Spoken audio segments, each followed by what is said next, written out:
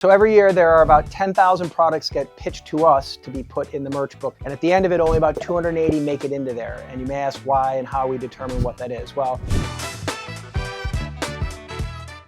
my name's Andy Shape. I'm the co-founder, president, and CEO of Strawn & Company. I started the company over 30 years ago. My day-to-day tasks are to oversee the company's strategy, make sure that we have the right people in place, make sure that the technology and all of the operations are working properly, and just pulling it all together and making it a great place to work.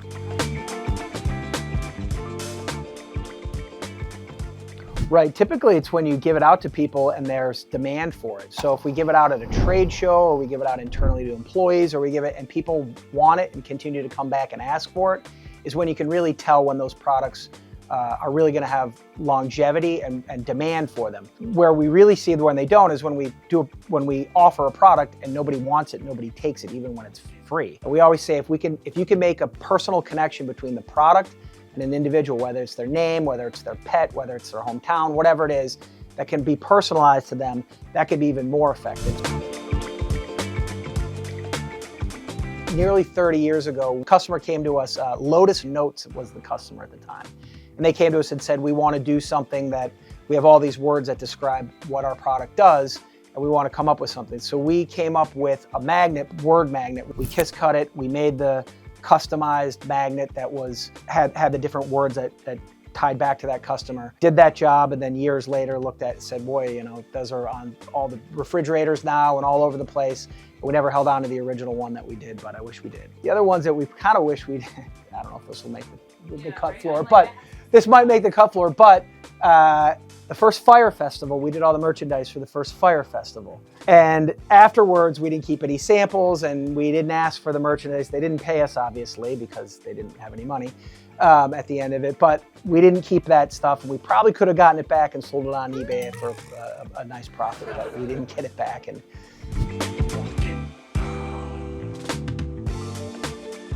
historically, there's a lot of competition in this industry, almost 30,000 competitors of ours, and we're proud to be ranked number 12 in the industry, so we're really proud of that. And one of the reasons we got to that is because of the merchandise that we offer, and that's what we do, is we're a merch company. But historically, most of the companies within the industry take industry-specific catalogs or industry products and they just rebrand them and they put their name on the front of the catalog, or they use something that a third party put together that other people are paying advertising to do. And we noticed that that really wasn't effective, because when I talk about being proud of the $1 item to the multi-$1,000 item, those are items that we've custom curated ourselves based on what we think is trending, what we think our customers will want. Most people don't do that. It takes a lot of time, it takes a lot of energy, it takes a lot of resources, but we find it as a valuable tool for our customers to look at that and say, you picked those out yourselves.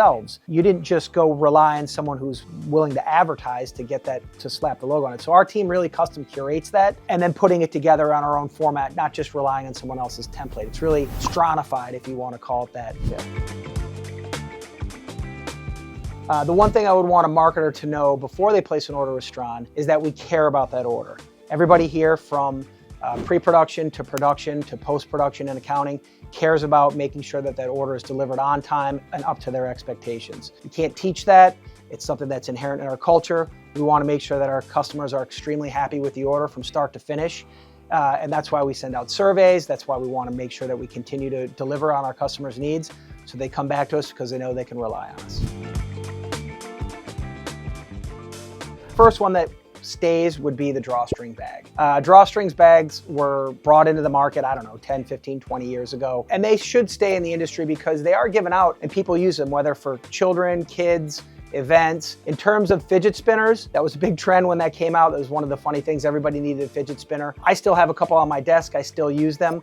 I think there is a place for them at times, and I wouldn't say get away from them. And same thing with stress balls. If you can do them in a custom shape, if you can do it in a custom material, if you can maybe tie that in with something, it can really help you reiterate the messaging that you're trying to come across with giving a stress ball. So not only the product itself can be used again, but it also is reinforcing the message of our customers. So I do think that there are places for those, and a lot of times what we try to do is tie in the product itself to reinforce and reiterate a message from our customer that then when they tie together, it makes sense.